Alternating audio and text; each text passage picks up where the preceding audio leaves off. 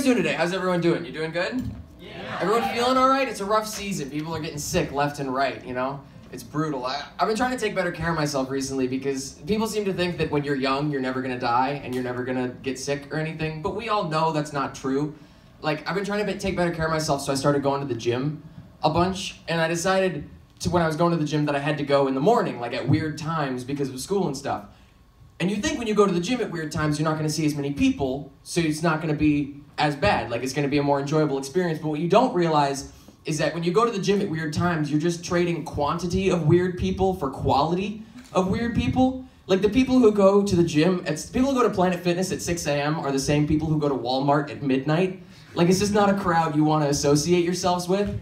I was working out peacefully, and I just glanced around and realized, you know, I'm surrounded by what looked like the cast of the movie Gremlins, and kind of figured, might not be the scene for me.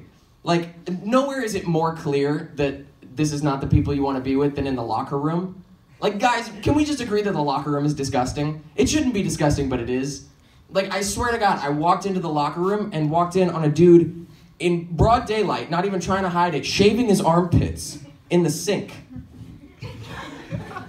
Not even looking at anyone else, seeing if there's anybody else in the locker room, just going for it, shaving his armpits. And this wasn't like a one-time deal either. I walk into the locker room, 6 a.m. I've been awake for maybe half an hour, and there's an 80-year-old man, buck naked, like this, clipping his toenails. Not into the trash or into the sink or anything, just around. There's toenail detritus everywhere.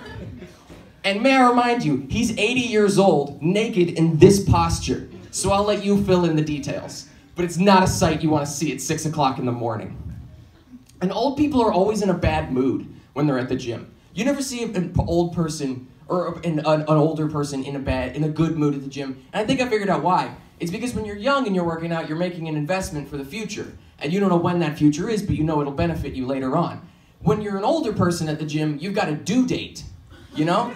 There's a concrete date when this will no longer be of use to you. And that's a thing you might not want to think about, you know?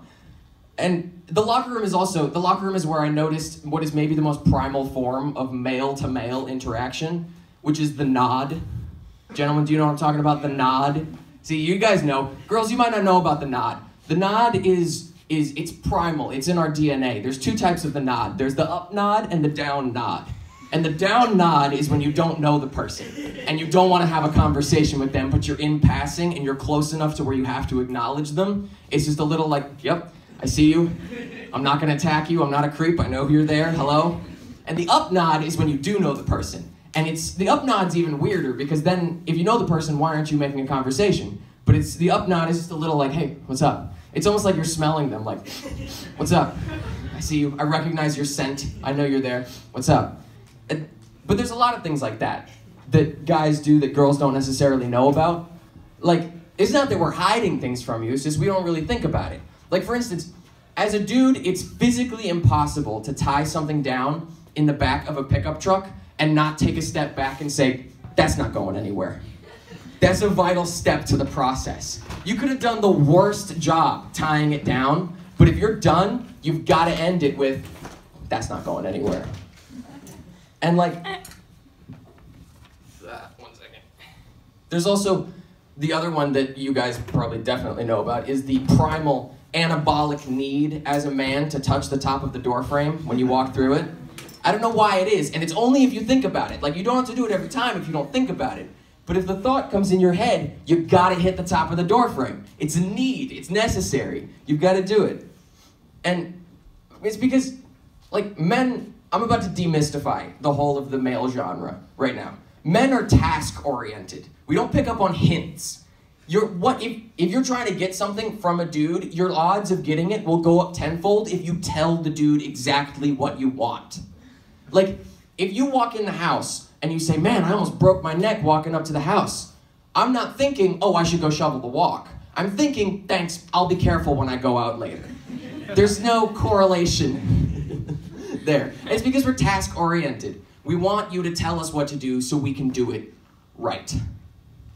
That's the end. That's all I wrote.